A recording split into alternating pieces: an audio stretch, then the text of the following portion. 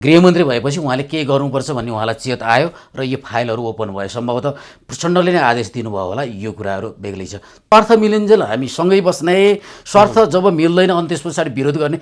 जनताले चुनेर गृहमन्त्री भयो भने होइन नि, उहाँ त मनोनित गृहमन्त्री हो, नेताले चुने। तर यो सन्दर्भमा उहाँले राम्रो काम गर्नुभएको छ। दबावको विषय नै आउँदैन, किनभने देउवाको दबावले हुन्थ्यो भने त बालकृष्ण खाँड सबैभन्दा बढी देउवाका प्रिय नजिकका व्यक्ति थिए। उनी त अहिले थुनामा छन् त। माओवादीले जब अहिले जो व्यक्ति मुछिएका छन् यिनलाई छानबिनको लागि पक्राउ गरेन भने त नारायण काजीको त राजनीतिक रूपमा धरातल कहाँ बाँकी रहन्छ। एमाले सबैभन्दा यी तीन दलमा सबभन्दा चतुर र फटा रोल खेल्दैछ। कम्तीमा पनि यो स्वतन्त्र रूपमा छानबिन गर्न दिउँ भनेर छोड्नु पर्दैन। कहाँ एमाले संसदलाई निर्वाध रूपमा चल्न दिएको कुनै एउटा वर्ष देखाइदिनुहोस्, म माफी माग्न तयार छु। कुनै वर्ष पनि एमाले संसद अवरुद्ध नगरेको वर्ष छैन। यो भ्रष्टाचार जुन फाइलहरू खोलिरहेको छ नि, यी त वर्षौँसम्म अड्केका फाइलहरू थिए। तपाईँको ललिता निवास काण्ड, त्यो ललिता निवास काण्ड त पञ्चायत कालदेखिबाटको विकृति थियो। आदरणीय दर्शकबिन नमस्कार। सुनौलो नेपालको विशेष संवाद सुनौलो संवादमा यहाँलाई हार्दिक स्वागत गर्छु। म प्रस्तोता दिवस भण्डारी। दर्शकबिन, नुनदेखि सुनसम्म, सुनदेखि जुनसम्म सबै कुरा मुलुकको सबै परिवेश राजनीतिले निर्धारण गर्छ। कस्तो बनाउने, के बनाउने, राजनीति त्यो ब्रह्मपास हो जसको सिकन्जाभित्र मान्छेहरू जन्मदेखि मृत्यु पर्यन्त उम्किन सक्दैनन्। त्यो ब्रह्मपास भनेको नीति हो, नियम हो, त्यसलाई सन्धान गर्ने व्यक्ति भनेका शासक प्रशासकहरू हुन्। तर अहिले मुलुकको राजनीति हेर्ने हो भने त्यो ब्रह्मपास बिस्तारै कमजोर हुँदै गएको देखिन्छ। शासक प्रशासकहरूको चाहिँ नीत स्वार्थको कारणले गर्दा, कुण्ठाको कारणले गर्दा मुलुकको राजनीति जुन ट्र्याकमा हिँड्नु पर्थ्यो त्यो ट्र्याकमा हिँडिरहेको देखिँदैन। विशेष गरी ठुला राजनीतिक दल नेपाली कङ्ग्रेसको पनि भर्खरै मात्रै केन्द्रीय कार्यसमितिको बैठक सकियो र अहिले नेकपा माओवादी केन्द्रको केन्द्रीय कमिटीको बैठक चलिरहेको छ र प्रचण्डले पेश गरेको राजनीतिक प्रतिवेदनमाथि पनि छलफल भइरहेको छ। यी समग्र रूपमा हेर्ने हो भने काङ्ग्रेसको राजनीति, माओवादी केन्द्रको राजनीति र एमालेको लगत्तै बस्दै गरेको बैठक र एमालेको राजनीतिभित्रको पाटा र पक्षहरू पनि के कसरी चलिरहेको छ, अहिले चलिरहेको चाहिँ सान्दर्भिक छ कि छैन, मुलुकको राजनीतिक अनुकूलता अनुसार छ कि छैन भन्ने विषयमा, यी यावत विषयहरूमा आज हामीसँग बहस गर्नका लागि लामो समयदेखि पत्रकारिता गर्नुभएका एकजना दिग्गज पत्रकार, त्यति मात्रै नभएर पछिल्लो समय राजनीतिक विश्लेषणको क्षेत्रमा पनि एकजना माहिर र धुरन्धर राजनीतिक विश्लेषकको रूपमा आफ्नो परिचय स्थापित गर्नुभएका व्यक्तित्व हुनुहुन्छ विनोद त्रिपाठी हुनुहुन्छ। विनोद सर नमस्कार, यहाँलाई स्वागत छ। हस्, धन्यवाद। के छ, आराम हुनुहुन्छ? हजुर। अब काङ्ग्रेसको बैठकको विषयमा समीक्षा गर्नुपर्दा काङ्ग्रेसको बैठक लाइभ गरेर काङ्ग्रेसले देखायो। हजुर। त्यो पनि पार्टी सभापति शेरबहादुर देउवाले नै लाइभ गर्ने भनेर एक किसिमको त्यो सन्देश सुरुमा प्रवाह हुँदाखेरिमा मान्छेहरू आश्चर्यचकित परे। शेरबहादुर देउवाले पनि लाइभ गर्ने दिन आयो भनेर। त्यो वास्तवमा चाहिँ त्यसको चाहिँ के थियो, त्यो ट्विस्ट चाहिँ? हजुर, के थियो कारक? हजुर, खास गरी हेर्नुहोस्, राजनीतिमा हामी जब लोकतन्त्रको परिभाषा गर्छौँ, लोकतन्त्र भनेको पारदर्शिता हो। जब पारदर्शी हुँदैन त्यहाँ लोकतन्त्र रहँदैन। त्यो पारदर्शिता भनेको जनतालाई सूचना दिने हो। नेपाली कङ्ग्रेसले त त्यो सूचना दिने अभ्यास सुरुवात गर्यो। नेपाली काङ्ग्रेसलाई हामीले धन्यवाद दिनैपर्छ। त्यो एउटा लोकतन्त्र भनौँ या प्रजातन्त्र भनौँ, त्यसको एउटा गुण नै पारदर्शिता हो। त्यहाँ के भएको छ भन्ने विषय आउनु पर्थ्यो। कङ्ग्रेसमा के भएको थियो भने पछिल्लो पटक विभागहरू गठन नहुने, मिटिङ नबस्ने, यावत कुराहरू पार्टी नेतृत्वमाथि प्रश्न उठिरहेको थियो। त्यसलाई कम्तीमा पनि शेरबहादुर देउवा पार्टी सभापति हुँदै गर्दा उहाँले चिर्न सफल हुनुभयो। अब त्यहाँभित्र कति असन्तुष्ट थिए, के गरे के गरेनन्, गगन थापाहरूले के बोले या विश्वप्रकाश शर्माहरूको भूमिका के रह्यो भन्ने भन्दा पनि पार्टीभित्रको अभिव्यक्ति स्वतन्त्रतासँग जोडिया हुन्छ। जुन पारदर्शीको कुरा गरे, त्यो पारदर्शी कम्तीमा पनि मिडियाले कभर गरे, जनताले प्रत्यक्ष देखे। ठिक छ, पारदर्शिता त्यो के यो भइरहेको विषयमा कङ्ग्रेसलाई धन्यवाद।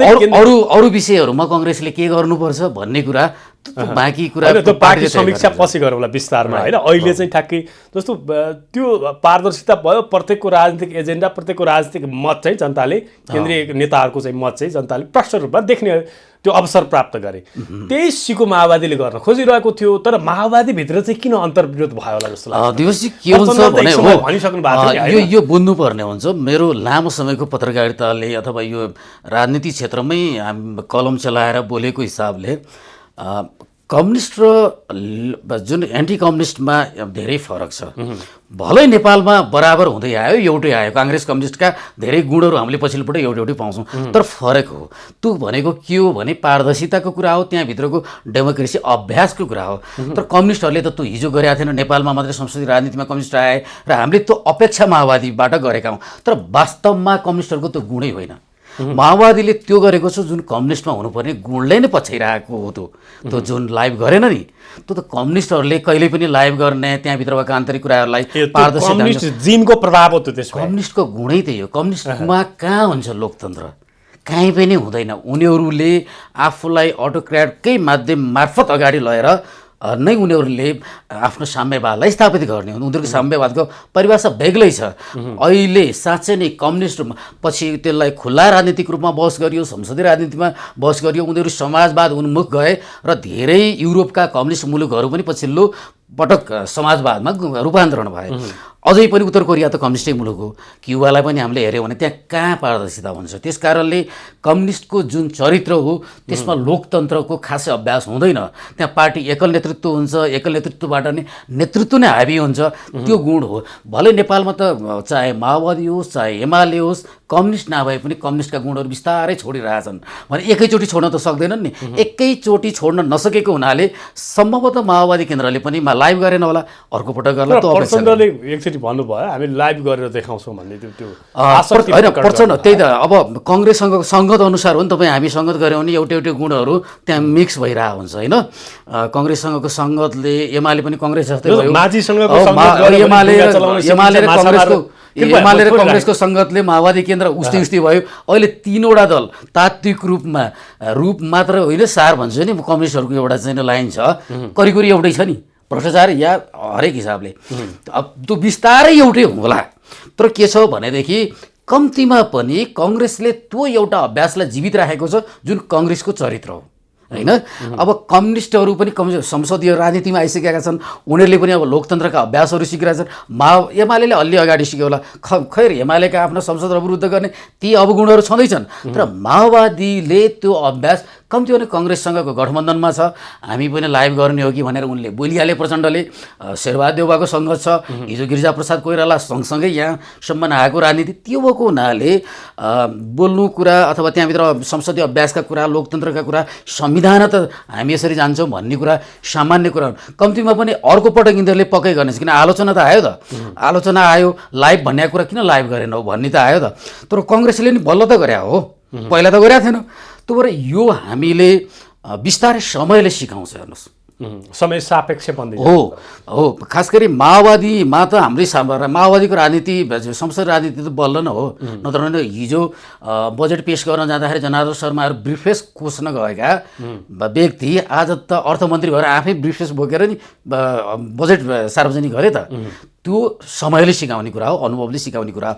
अब एमालेसँग जहाँ जहाँ जोडिएका प्रश्नहरू छन्, एमालेमा आएका केही अन्तर्विरोधहरू छन् जुन पार्टीगत रूपमा, पद्धति रूपमा या संविधानतः एमाले आफूलाई परिष्कृत गर्ने नाममा अभिमानपूर्वक बाटोमा गइरहेको छ। संसद अवरुद्ध त्यसैको नमुना हो।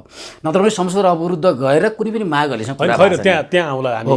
जस्तो अहिले माओवादीको बैठकमा जे कुराहरू उठिरहेका छन्, जस्तो माओवादीभित्र परिवारवाद हाबी भयो, विशेष गरी प्रचण्ड चाहिँ परिवारवादमा लिप्त भए, यो पनि भन्ने कुराहरूदेखि लिएर परिवारवाद नेतृत्वको आलोचनादेखि लिएर विशेष महाधिवेशनसम्मका कुराहरू, विशेष महाधिवेशन गर्नुपर्ने, अब टिको लगाएर पदाधिकारी चयन गर्नेदेखि केन्द्रीय कमिटी चयन गर्नेसम्म र या पार्टी नेतृत्व चयन गर्ने प्रथाको यो अन्त्य गर्ने, डेमोक्रेटिक हुने भन्ने जुन बहस चलिरहेको छ, यसको सान्दर्भिकता अहिले एकदम यो प्रचण्डको मात्रै सवालको कुरा छैन।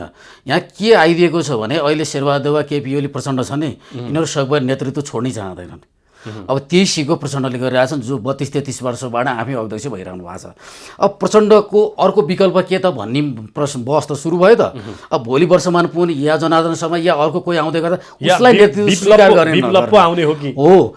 अब के हो भने यो पार्टीभित्र आन्तरिक लोकतन्त्रको अभ्यास नभएको कारणले यो समस्या पैदा भएको।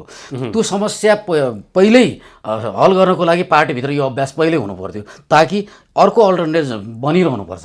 त्यो किन भएन भनेदेखि यस विषयमा नेताहरूले अहिलेसम्म प्रचण्डको चाकडी गर्दै जो चाकडी गर्न सकेनन्, जो त्यहाँ घुलमिल हुन सकेनन्, त्यहाँभित्र प्रचण्डको आदेशलाई स्वीकार गर्न सकेनन्, ती त पार्टीबाट बाहिरिएर गए। प्रचण्ड भनेको सर्वोपरि हो। अब चाहिँ उनको आदेश मान्नुपर्छ समस्या भयो त, त्यो अस्वीकार गर्नेहरू त्यहाँ रहेनन्। परिवारवाद भयो, पार्टीमा एकाधिकार भयो, एउटै नेतृत्व भयो लामो समय।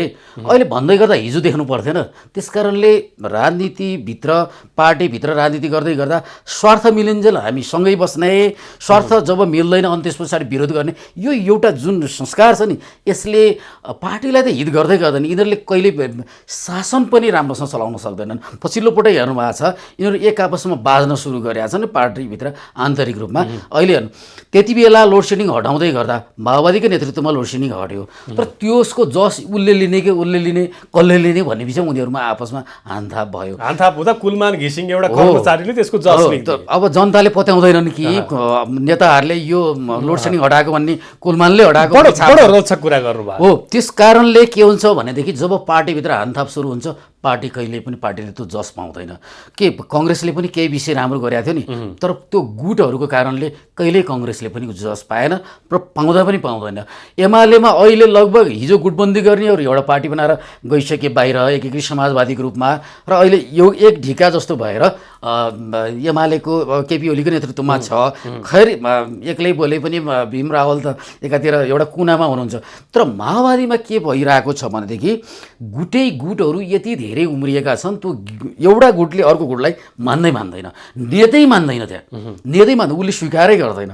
त्यो समस्या भनेको प्रचण्डले सिर्जना गरेको, प्रचण्डलाई यिनै नेताहरूले चाहिँ यस्तो बनाएका छन्। अहिले स्वकीय सचिवकै कुरा आयो नि, गङ्गादालको सट्टामा अर्को राखे हुनुहुन्थ्यो नि त, किन राखिएन? हिजो कङ्ग्रेसलाई गाली गर्दै गर्दा गिरिजाप्रसाद कोइरालालाई, सुजातालाई एकदमै प्राथमिकता दिएर आफ्नै छोराछोरीलाई मात्र अगाडि ल्याए भनेर हामीले आरोप लाउँदै गर्दा अनि छोरी चापेर हिँडे हो त, यो सबै भयो नि त। जसरी अहिले आरजुलाई देउवाले हुन्छ विभिन्न छोराछोरी यो परिवार भन्ने बात हाम्रो पहिल्यैबाट आयो भनेदेखि यसैलाई निरन्तरता किन दियो माओवादीले? किन? उनीहरूले त भन्दै आएका थिए नि, विकृतिहरूको क्रमभङ्गता। खोइ क्रमभङ्गता, यहाँ विकृतिको क्रमभङ्गता छैन, त्यसलाई निरन्तरता छ। अनि राम्रो कामको क्रमभङ्गता यो पो गरिरहेछ कि? खैर पछिल्लो पटक चाहिँ मैले भने जस्तै कम्ती माओवादीले एउटा भ्रष्टाचार नियन्त्रणमा सुरुवात चाहिँ गरेको छ। हेर्नुहोस्, यसलाई हामीले धन्यवाद दिनुपर्छ।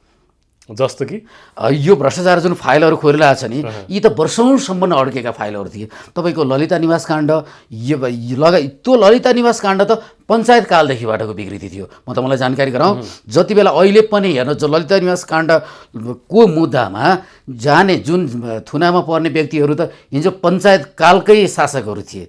84-85 वर्षका वृद्धहरू छन्, 60 वर्षभन्दा माथिका चाहिँ तपाईँको चाहिँ सचिवहरू छन्। त्यो हिजोको विकृति हो। खैर माओवादीभित्रका नेताहरू र यिनीहरूभित्र पनि अनुसन्धान गर्न जरुरी छ अरू मुद्दामा, तर एउटालाई त गरौँ न। एउटा पार्टीभित्र देखिएका, अर्को पार्टीभित्र देखिएका, तिनलाई कारवाही गरौँ। त्यसपछि अर्को एउटा सत्तामा आउँछ, भोलि यही दल त सत्तामा रह्यो नि, अन्त फेरि यसैलाई कारवाही अर्कोले गर्ला। त्यो भएको हुनाले यसरी चरण र आलो पालोको हिसाबले भ्रष्टाचार नियन्त्रण हुने। हेर्नुहोस्, कम्तीमा पनि अहिले माओवादीले जुन फाइलहरू खोलेको छ, तपाईँले स्वागत योग्य छ भन्नुभयो, प्रशंसा योग्य छ भन्नुभयो, तर त्यतिका बावजुद पनि अहिले केन्द्रीय कमिटीको बैठक हेर्ने हो भने एउटै रोमा बसेका ती पदाधिकारी हेर्ने हो भने कतिपयलाई सुन तस्करीको आरोप छ, कतिपयलाई ललिता निवासको प्रकरणको आरोप छ। मैले यसैमा जाँदैछु। मैले हिजो आज यो विषयमा पनि उठान गरेको छु, धेरै लेखेको छु। माओवादीले आफूलाई, माओवादी केन्द्रले लिएर तपाईँको चाहिँ कृष्णबहादुर महरादेखि लिएर ती सबैलाई कारवाहीको दायरामा अथवा छानबिनको दायरामा, कम्तीमा बयान लिने दायरामा किन ल्याउन सकिरहेको छ? हो, माओवादी केन्द्रले विश्वास आर्जन गर्ने हो र प्रचण्डले म एउटा निष्पक्ष रूपमा काम गरिरहेको प्रधानमन्त्री हुँ भन्ने देखाउने हो भने पार्टीमा जुन व्यक्तिहरू मुछिएका छन्, पार्टीका सुनकाण्ड होस्, ललिता निवास होस्, युवा अन्य मुद्दाहरूमा ती नेताहरूलाई पनि नियन्त्रणमा लिनुपर्ने हुन्छ। कङ्ग्रेसको बालकृष्ण खाँड वा एमालेको टोपबहादुर रायमाझी मात्रै चाहिँ नियन्त्रणमा लिएर सरकारले निष्पक्ष रूपमा भ्रष्टाचार नियन्त्रणको काम गरिरहेछ भनेर जनताले पत्याउँदैनन्। त्यो एमालेले विरोध गर्ला, तर तपाईँ हामी जस्ता जो पार्टीभन्दा बाहिरका मानिसहरू छन् उनीहरूलाई पनि विश्वासमा लिनुपर्ने हुन्छ। त्यो विश्वास लिनको लागि राष्ट्रिय अन्तर्राष्ट्रियमा सरकारले उहाँले राम्रो काम गरेछ निष्पक्ष रूपमा काम गरेछ भन्ने पार्नको लागि पनि मुछिएकाहरूलाई त अनुसन्धान गर्नु पर्यो नि तिमीहरू मुछिएका छौ अनुसन्धानको लागि त थुनमा भोलि चाहिँ सफाई पाउनु त्यो आफ्नो ठाउँमा छ त्यस कारणले भलै एमालेमानी छन् काङ्ग्रेसमानी छन् वा अर्को एकीकृत समाजवादीमा होलान् हिजो जो मन्त्री भए राप्रपा साहब उनीहरूका पनि छानबिनमा ल्याउनु पर्यो तर माओवादी केन्द्र आफै पहिला उदाहरणीय बन्नुपर्छ त्यो भनेको हाम्रा मन्त्री हाम्रा नेतालाई हामीले छानबिनको लागि ल्यायो है तर हेर्नुहोस् न अहिले त्यो भइरहेछ होइन आफ्ना नेताहरू त हाम्रा नेताहरू दुधले धोएका बराबर छन् हाम्रा नेताहरू चाहिँ शुद्ध सारी उही ब्रह्मचारी भन्ने एउटा चाहिँ कथन छ नि त्यस्तै छन् भ्रष्टाचारको मामिलामा अरू एमाले काङ्ग्रेसहरू हुन् भ्रष्टाचारी हुन् भन्ने खालको अहिले जुन भ्रष्टाचारको निवारणमा परिणाम जुन आइरहेको छ त्यसले देखाइरहेको छ यो बहस किन आइरहेको एकले अर्कालाई किन दोषारोपण गरेको उनीहरूले एक पूर्वाग्रह साँचेर यिनीहरूले भ्रष्टाचारको रूपमा हाम्रो पार्टीलाई मात्रै हाम्रा नेतालाई मात्रै गरेका छन् एकअर्कामा दोषारोपण किन भइरहेको भने हाम्रो भ्रष्टाचार निवारण गर्ने निकायहरू नै ती सोच्छ छैनन् मैले सिआइबीको कुरा गरिनँ सिआइबीभन्दा बाहिरको सम्पत्ति शुद्धिकरण विभाग राष्ट्रिय अनुसन्धान विभाग त्यसपछि अख्तियार दुरुपयोग अनुसन्धान यीमा राजनीतिक रूपमा भागभण्डामा लगियो यो सबैभन्दा विडम्बना कुनै पनि मुलुकमा छैन मैले पटक पटक यिनीहरूलाई लेखेर मात्र धेरै आइडिया दिएको छु यसरी बनाऊ फलानु देशमा यो आयो यसरी बनाइन्छ त्यो भोटिङको प्रक्रियाबाट बनाइन्छ त्यो भोटिङको प्रक्रियामा कुनै पनि पार्टी भन्ने त्यहाँ हाबी हुँदैन त्यहाँ भोटिङको प्रक्रियामा जो व्यक्ति असल छ त्यसलाई आयुक्तमा नियुक्ति गरिन्छ तर के भइदियो यहाँ जुन पार्टीको विश्वासयोग्य व्यक्ति छ जुन व्यक्तिलाई नै सम्पत्ति छानबिन गर्नुपर्ने छ जुन पार्टी को निकट रहेर जसले हिजो कर्मचारी तन्त्रमा हालिमुहाली गर्यो उही आयुक्त भन्दैछ यो जस्तो विडम्बना केही पनि हुँदैन यसरी जान हुँदैन यो जाने बित्तिकै के हुन्छ जनतामा विश्वास हुँदैन र अर्को पार्टीले उसले के भन्छ भनेदेखि पूर्वाग्रह रूपमा हाम्रो पार्टी नेतालाई छानबिन गरियो किन तिमीहरू गर्ने यो विरोध आउँछ विरोध नआउनको लागि कम्तीमा पनि स्वतन्त्र व्यक्तिहरूको निकाय हुनुपर्छ छानबिन गर्न मैले पहिल्यै भनिरहेको थिएँ त्यो भइदिएदेखि के हुन्थ्यो स्वतन्त्र रूपमा जहाँ पार्टीको हस्तक्षेप छैन सरकारको हस्तक्षेप छैन उसलाई स्वायत्त रूपमा छानबिन गर्ने र कारबाही गर्ने हामीले अधिकार प्रदान गरेका छौँ भन्ने बित्तिकै तपाईँ हाम्रो कम्तीमा पनि कुरा भएन तर अब खैर अहिले जसरी नारायण काजी श्रेष्ठ चाहिँ कुनै कोर्टसँग जोडि म आफैले प्रश्न गरेको थिएँ एयरपोर्टमा बालकोटसँग जोडियो भने भोलि बालुवाटारसँग जोडियो भने बुढानीकण्ठसँग जोडियो भने के गर्नुहुन्छ गृहमन्त्रीज्यू त्यति बेला भन्दाखेरिमा उहाँले के भन्नुभयो कुनै कोर्ट कुनै टार हेरिने छैन निष्पक्ष रूपमा हुन्छ यसमा कति प्रोफाइल लो हाई कति प्रोफाइल लो भन्ने हामीले हेर्दैनौँ भन्ने कुरा गर्नुभएको थियो तर अहिले आफ्नै पार्टीका नेताहरू घुमिफिरी चाहिँ त्यो सुन तस्करीको सञ्जालमा बेरिँदा उहाँलाई ज्वरो आएको छ हिजो मैले फेरि प्रतिक्रिया लिने प्रयास गर्दा मलाई अहिले स्वास्थ्य अवस्था ठिक छैन भनेर उहाँले नै भन्नुभयो यो ज्वरो चाहिँ नारायण काजीबाट निम्तेको कि वास्तविकै ज्वरो आएको उहाँलाई नारायण काजी श्रेष्ठ गृहमन्त्री भएपछि उहाँले निकै राम्रो प्रयास गर्नुपर्छ यसमा हामीले धन्यवाद दियौँ केही प्रयासहरू राम्रा गर्नुभयो तर उहाँको यो गृहमन्त्री हुनुभन्दा अगाडिको पृष्ठभूमिमा त उहाँले नै फेरि गाली खाइरहनु भएको थियो नि त तपाईँ हामीले प्रशंसा गरेको सुन्यौँ या देख्यौँ देखेनौँ गृहमन्त्री भएपछि उहाँले के गर्नुपर्छ भन्ने उहाँलाई चेत आयो र यो फाइलहरू ओपन भयो सम्भवतः प्रचण्डले नै आदेश दिनुभयो होला यो कुराहरू बेग्लै छ त्योभन्दा बाहेक उहाँले अघि नै मैले भने यो सवाल भ्रष्टाचारमा मुछिएका व्यक्तिको सवाल प्रधानमन्त्रीको मात्र रहेन माओवादी केन्द्रको मात्र रहेन यहाँ जुन व्यक्तिले अहिले त्यसको प्रशंसा लिने काम गरिरहेको छ गृहमन्त्री उहाँले म गृहमन्त्रीको नाताले छानबिनको लागि यी नेताहरूलाई पक्राउ गर्न आदेश दिन्छु भनेर उहाँ पहिलो बोल्न जरुरी छ नत्र भने उहाँमाथि त झन् चर्को रूपमा प्रश्न उठ्छ र औँला ठडिन्छ प्रधानमन्त्री उहाँलाई मात्रै उठ्दैन यो गृहमन्त्रीतिर जान्छ जहाँ मैले त्यही त मलाई भनिहालेँ गृहमन्त्री हुनुभन्दा अगाडि नारायण काजी श्रेष्ठका त धेरै विवादास्पद कुरा थियो त होइन एकदम छ नि होइन मानिसहरूलाई थाहा छैन धेरै त्यो कुराहरू जहाँ उहाँ एक्लै हुनुहुन्छ उहाँ एक्लै भए पनि मान्छे एक्लै परिवार नहुँदैमा भ्रष्टाचार गर्दैन एकदम साधु भएर बस्छ त्यो होइन नि त होइन त्यो त एकदमै भ्रम मात्रै कुरा हो छोराछोरी हुँदैमा छोराछोरी हुँदैमा परिवार हुँदैमा त्यो मान्छे एकदम असल हुन्छ कोही एकदम एक्लै हुँदैमा त्यो मान्छे एकदमै बनाउन खराब यी हामीले जुन भाष्य तयार गरेका छौँ यसलाई चिर्नको लागि सम्भवतः उहाँले गृहमन्त्री भए पछाडि मैले एउटा भए पनि राम्रो काम गर्नुपर्छ भन्ने उहाँले सम्भवतः लायो होला। नयाँ नयाँ शक्तिहरूका अनेक खालका प्रेरणाहरू त्यहाँ एउटा दबावको रूपमा पनि आएका छन्। यो पनि हामीले मान्नुपर्छ, किनभने मङ्सिर 4 को चुनावमा पुराना दलहरू पुराना नेताहरूलाई त आएको त नारायण काजी कुनै जनताबाट चुनिएर आएको सांसद त होइन। उहाँलाई त जनताले त भोटै दिएको छैन अहिलेसम्म। जनतालाई थाहै छैन कि नारायण काजी गृहमन्त्री भएको छ, जनताले चुनेर गृहमन्त्री भयो भने होइन नि। उहाँ त मनोनित गृहमन्त्री हो, नेताले चुने। तर यो सन्दर्भमा उहाँले राम्रो काम गर्नुभएको छ, अरू त केही छैनन्। तर 79 वटा उहाँका अवगुणलाई ढाकछोप गर्नको लागि, लुकाउनको लागि अथवा तिनलाई पुर्नको लागि पनि उहाँले यो काम जुन फाइलहरू खोल्ने काम गर्नुभएको छ त्यसलाई आफ्ना पार्टीका नेताहरूतिर सोझिएका जुन जुन मुद्दाहरू छन् तिनलाई कम्तीमा छानबिनको लागि ती नेताहरूलाई पक्राउ गर्न आदेश दिएर छानबिनको लागि लानुपर्छ। होइन भने त नारायण काजीप्रति पनि त औँला ठडिने भयो त। प्रधानमन्त्रीलाई मात्रै ठडिँदैन, प्रधानमन्त्रीलाई मात्रै त्यो विषय आउँदैन। त्यो त एमाले भोलि गएर अन्य दलहरूले पार्टी माओवादी केन्द्रले या प्रधानमन्त्रीले पूर्वाग्रह गरेर राखेर हाम्रो नेतालाई छानबिन गऱ्यो भने मात्रै आम सर्वसाधारण मान्छेले नि त्यो प्रश्न त उठाउँछ नि त नारायण काजीप्रति या प्रधानमन्त्रीप्रति। त्यो हुनाले उहाँहरूले निष्पक्ष हो भनेदेखि पहिला तपाईँले आफ्नो घरको कुनै सदस्यले गल्ती गरिरहेछ भने त मेरो भाइले यहाँ गल्ती गरिरहेछ, यो म स्वीकार गर्छु, उसलाई म यो कारबाही होस् भन्छु भन्नुभयो भने त तपाईँका गाउँभरिका अरू दाजुभाइले हजारौँले तपाईँलाई मान्छन् नि त। यही नै हो नि त। त्यो उदाहरणीय बन्नुपर्छ, होइन भन्ने प्रश्न चाहिँ जस्तो तपाईँले भन्नुभयो केही उदाहरणीय काम गर्नुभयो, त्यो प्रशंसाको योग्य छ, तारिफको योग्य छ भनेर भन्नुभयो। ललिता निवासदेखि नक्कली भुटानी शरणार्थी प्रकरणदेखि अनि अनेकन इस्युहरू छन् नारायण काजीका राम्रा कामहरू। तर अहिले पछिल्लो समय यो इस्युमा आएर त उहाँलाई त ठेस त लाग्यो नि त गतिलोसँग, दरिलोसँग। यदि यो इस्युमा उहाँ सफल बन्न सक्नु भएन भने, आफ्ना नेताहरूलाई छानबिनको दायरामा ल्याउन सक्नु भएन भने उहाँले के गर्नुपर्छ? राजीनामा दिनुपर्छ या पर्दैन? यदि यो अनुसन्धानलाई उहाँले आफ्नै पार्टीका नेतालाई छानबिनको दायरामा ल्याउन सक्नु भएन, राजीनामा मात्रै हुनु, उहाँमाथि त फेरि अनेक कोणहरू छन् जुन जुन आरोप लागेका छन् नि फेरि एमालेहरूले, ती विषयमा त अदालतमै मुद्दा जान्छ या अनुसन्धानमा जान्छ, उहाँतिर जान्छ मुद्दाहरू।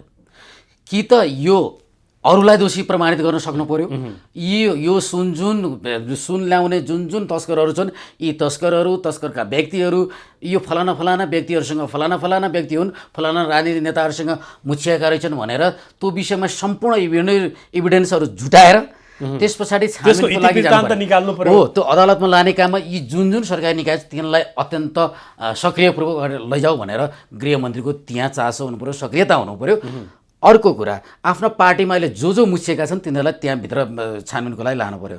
होइन भने त विपक्षीले जुन विषयहरू उठाएका छन् काजी नारायण काजीप्रति या प्रचण्डप्रति, त्यो मुद्दा त तिनीहरूतिरै सोझिन्छ त।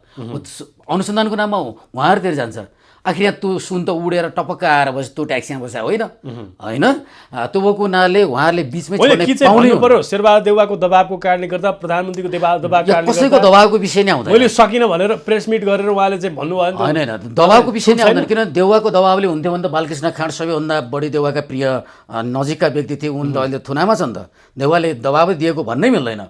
दबावमा हो भने त बालकृष्ण खाँडलाई दबाव छोडिदेऊ भनेर देउवाले भन्थ्यो नि त। प्रधानमन्त्रीको दबाव हो, राष्ट्रिय अन्तर्राष्ट्रिय रूपमा त अहिले प्रधानमन्त्री प्रचण्ड भए पनि राष्ट्रिय अन्तर्राष्ट्रिय रूपमा देउवा त सबैभन्दा शक्तिशाली व्यक्ति हो त, होइन। तर कङ्ग्रेसलाई त्यसरी अहिले जान मिलेन। यसको मतलब कङ्ग्रेसका व्यक्ति पनि त्यहाँ फेरि कतिपय मुछेका छन्, उनीहरूलाई पनि ल्याउनु पर्यो। जसरी अहिले भनौँ न जग्गाका विषय, नक्कली भुटानी शरणार्थीका विषय यावत विषयमा आएका छन् भने माओवादीले जब अहिले जो व्यक्ति मुछिएका छन् यिनलाई छानबिनको लागि पक्राउ गरेन भने त नारायण काजीको त राजनीतिक रूपमा धरातल कहाँ भागिरहन्छ?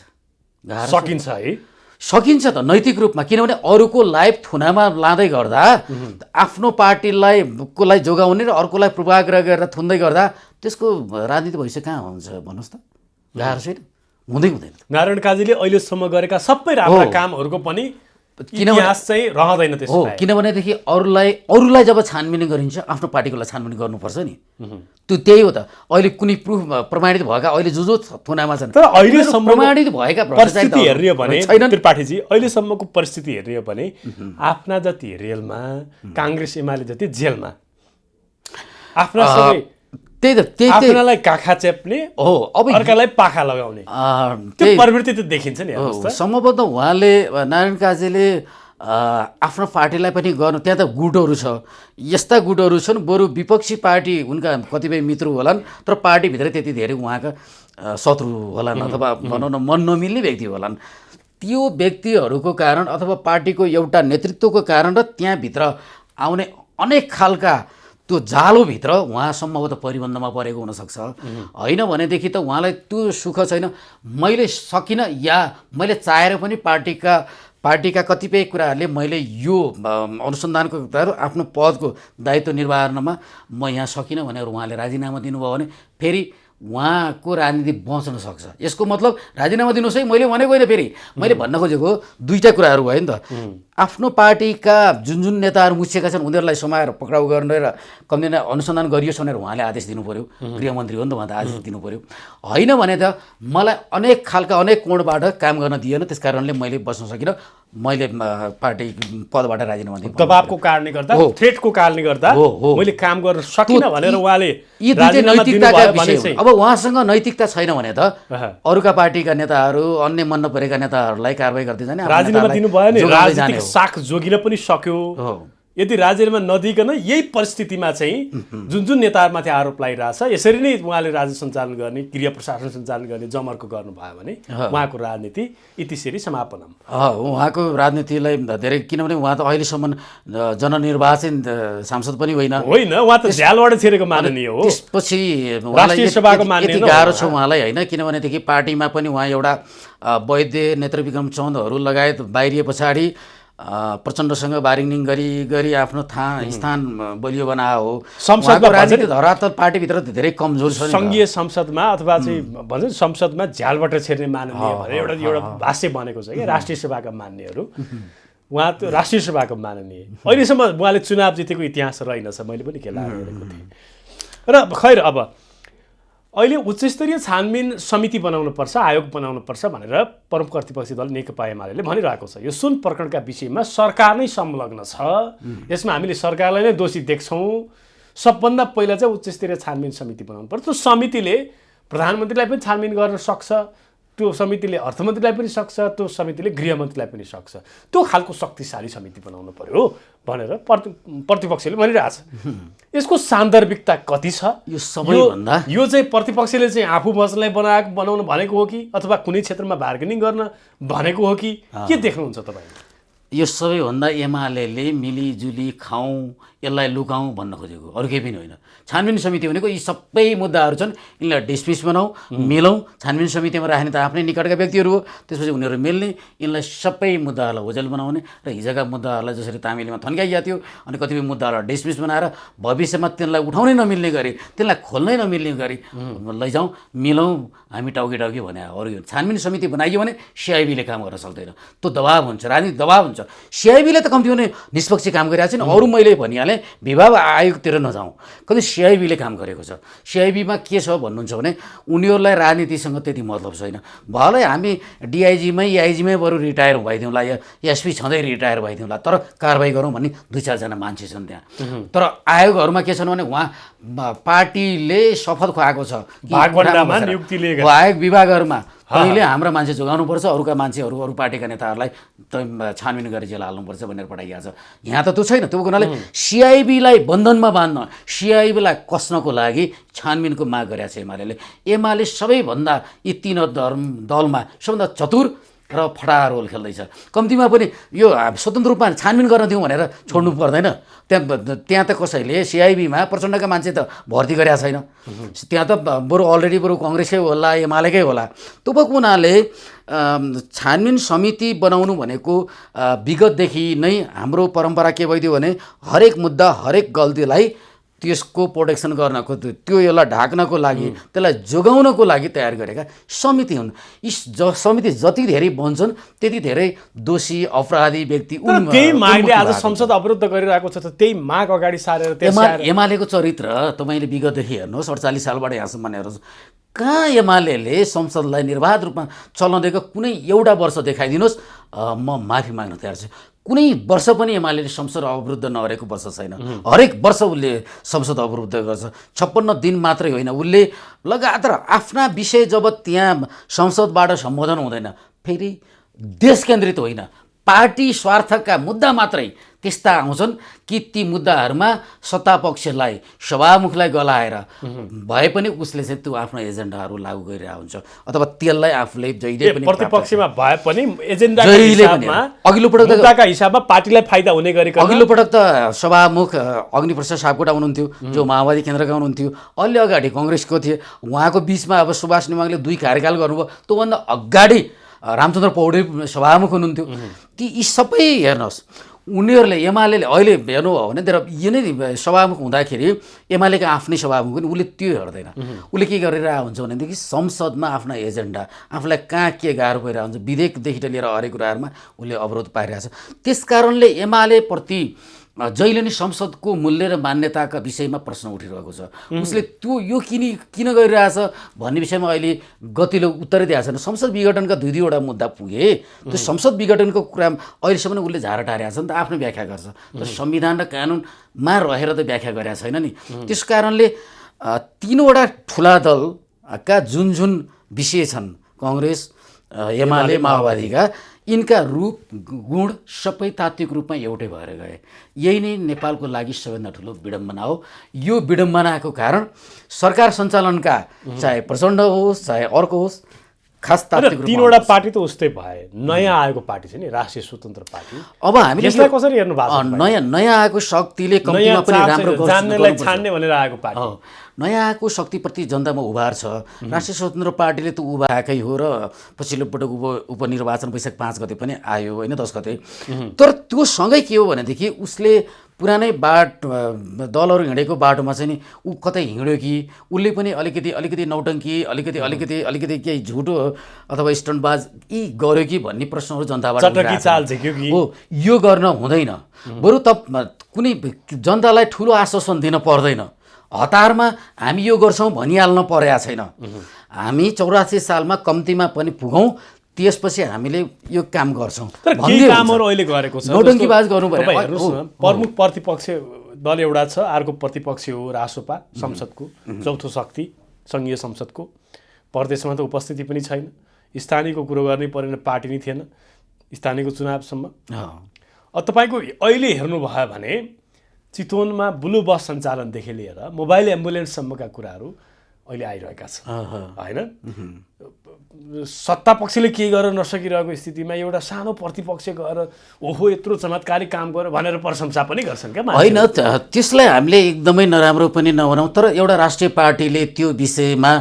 त्यस्तो विषयमा प्रचार गरेर त्यति ठुलो हल्ला फिजाउन जरुरी होइन किनभने त्यो एउटा वडाले गर्ने काम हो सामान्य रूपमा वडाले गर्न सक्छ राष्ट्रिय स्वतन्त्र पार्टीको केन्द्रको निर्देशन अनुसार चितवनको क्षेत्र नम्बर उसको यति नम्बर वडाले गर्यो यो क्षेत्रले अहिले त्यहाँ गरे भन्ने हुन्थ्यो त्यो केन्द्रबाटै जानु पर्दैन त्यो त हाम्रो यो धेरै विगतमै देखिया छ नि त के यहाँ बिजुली बस उद्घाटन गर्नु भएन केपी शर्मा ओलीले कयौँ गर्नुभयो उहाँले कति उद्घाटन गर्नुभयो उद्घाटन गर्ने अनि त्यसपछि 2-4 महिना नटिक्ने यस्ता खालका दीर्घकालीन रूपमा जाँदै नजाने र त टिक्दै नटिक्ने काम गरेपछि त्यसैलाई हामीले स्टन्टबाजको रूपमा लिन्छौँ त्यो गर्नुको साट हो कम्तीमा पनि यो योजना ल्याउँदैछौँ यो योजना ल्याएको कारणले हामीले त्यहाँ भएका कम्तीमा पनि त्यो पहाडी समुदायका चेपाङ समुदायलाई उपचारका कुराहरू रोजगारका कुराहरू र त्यहाँ एउटा उत्पादनका कुराहरू हामी यो लगानी गर्दैछौँ भनेर दीर्घकालीन योजना ल्याइदिएको भएदेखि सबैभन्दा राम्रो हुन्थ्यो समथर भूमिमा त्यहाँ मोबाइल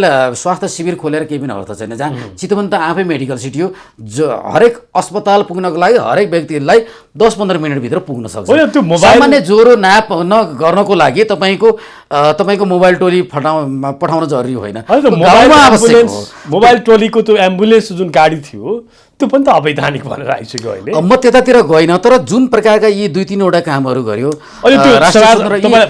एकदम एउटा कारण यी दीर्घकालीन होइनन् एउटा कारण एउटा तथ्य सहित भन्छु मैले जब त्यो अवैधानिक भनेर आयो सामाजिक वृत्तमा त अवैधानिक रहेछ भनेर मिडियाले त खोजी जो तथ्य खोजी लेख्ने आज फिर्ता गर्यो हैन अब आज फिर्ता गरिसक्यो आज एउटा स्ट्याटस पनि लामो स्ट्याटस पनि आयो हैन केही भावनात्मक देखिन्थ्यो भावनात्मक रूपमा बोलेको जस्तो देखिन्थ्यो अब सक्दैनौ भन्ने खालका चाहिँ सक्दैनौ भन्ने खालका पनि थिए त्यो चाहिँ त्यसलाई चाहिँ कसरी लिने एउटा चौथो शक्तिको एउटा राजनीतिक नेतृत्वले बोल्न हुने शब्दहरू थिए त्यहाँ अथवा थिएनन् हेडलाइनका विषय समाचारहरूका हेडलाइनका विषयहरू पनि थिए त्यहाँ पार्टी नेतृत्व जहिले नै सहनशील हुनुपर्छ।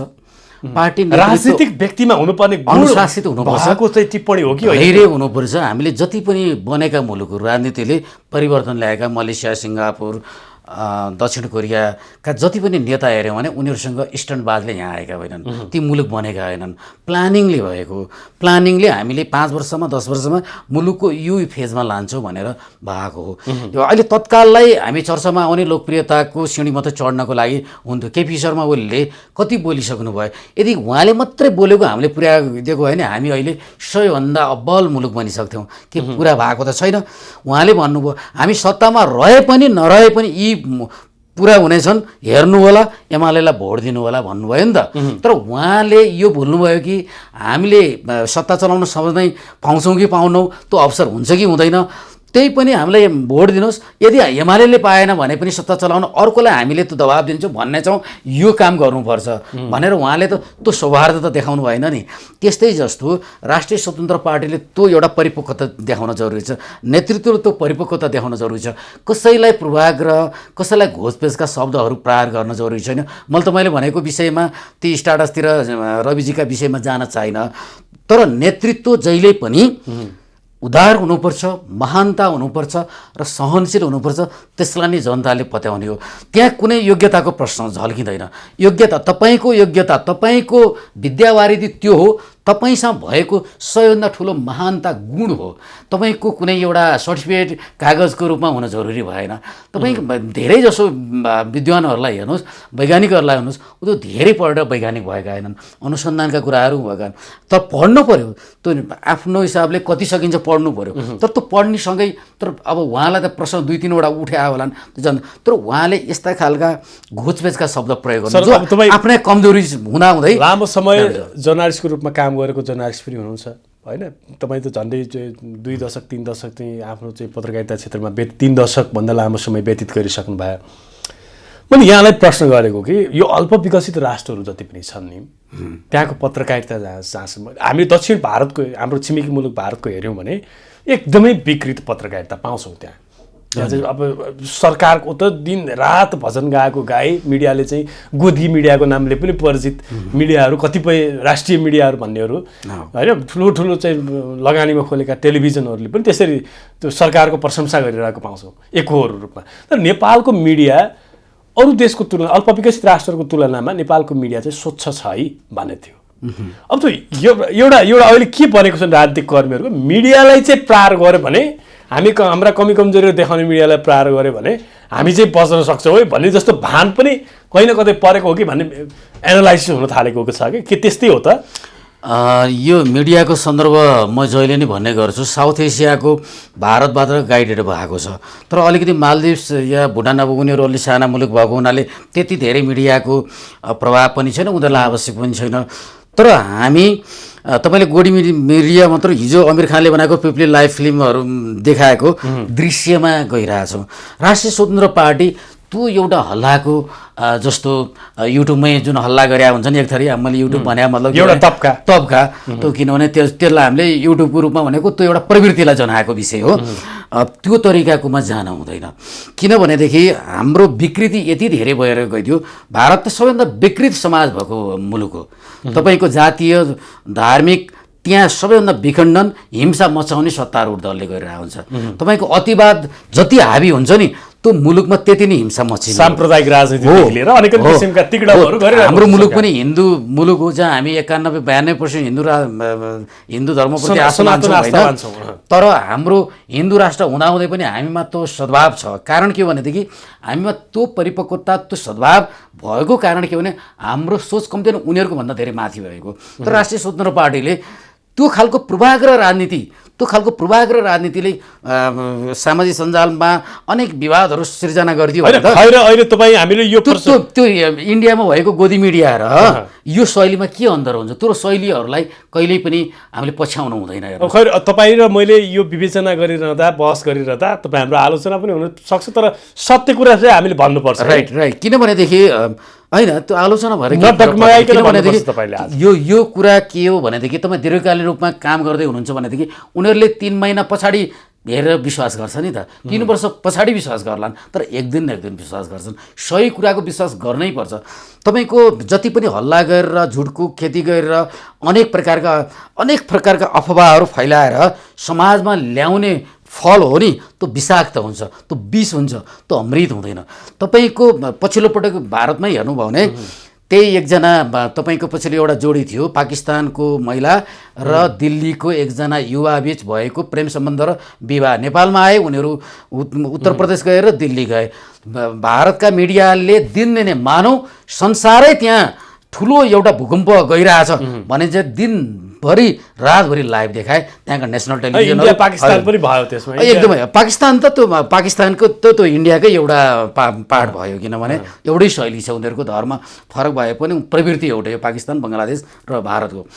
त्यो दिनभरि रातभरि देखाए, त्यो विषय नै थिएन। मैले त्यहाँ त्यो त्यति मात्र मैले त्यो विषयमा एउटा उल्लेख गरेको थिएँ, यो विषय नै होइन, त्यो विषयको किन न्युज बनाइरहेको भनेर मैले आर्टिकलमै लेखाएको थिएँ। त्यस्तै खालको के भइदियो भने नेपालमा एक थरी मिडियाले, एक थरी राजनीति गर्नेले हल्ला गरे। जसरी राष्ट्रिय स्वतन्त्र पार्टीको विषय तपाईँले जोड्नुभयो, एउटा एम्बुलेन्स एउटा वडामा चलाएको हो, त्यो राष्ट्रिय पार्टीको लागि, राष्ट्रिय अध्यक्षको लागि त्यो विषय नै होइन।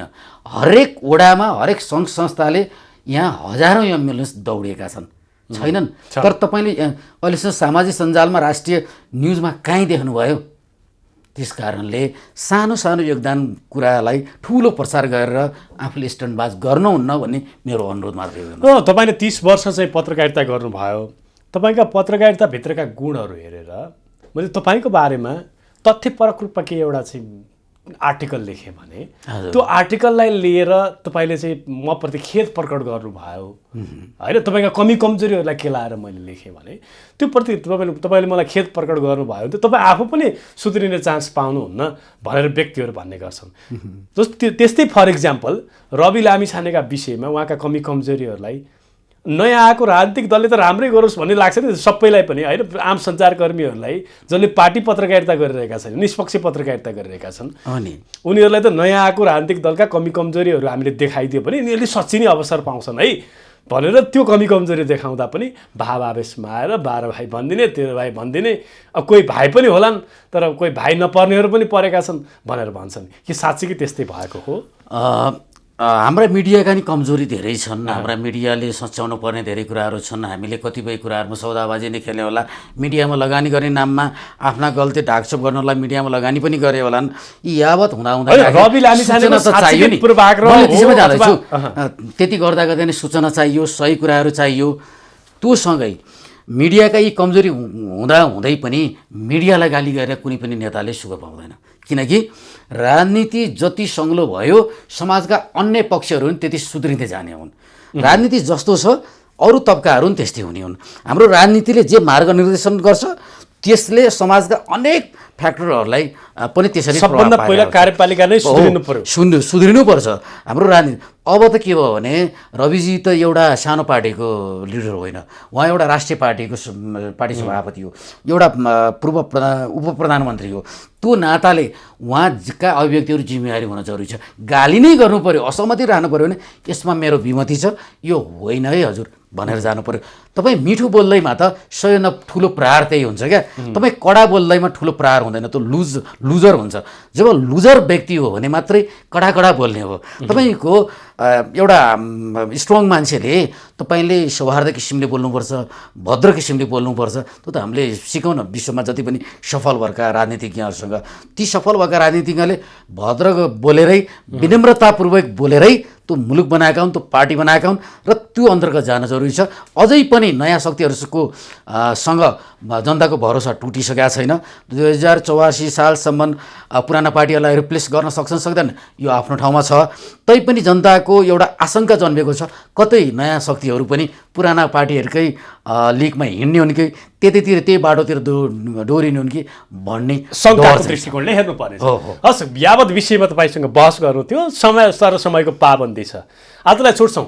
हस्, समय दिनुभयो। समय र संवादको लागि यहाँलाई धेरै धेरै धन्यवाद। छुट्छौँ, नमस्कार। हस्, मलाई पनि 2-4 शब्द राख्ने यहाँले मौका दिनुभयो। यहाँ र यहाँको च्यानललाई धेरै धेरै धन्यवाद छ।